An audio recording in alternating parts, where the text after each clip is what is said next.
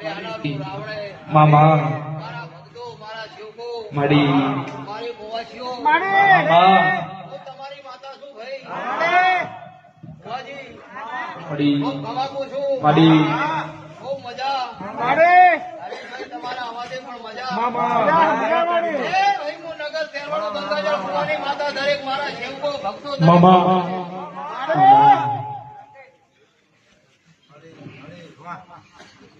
મામા પ્રકાશભાઈ,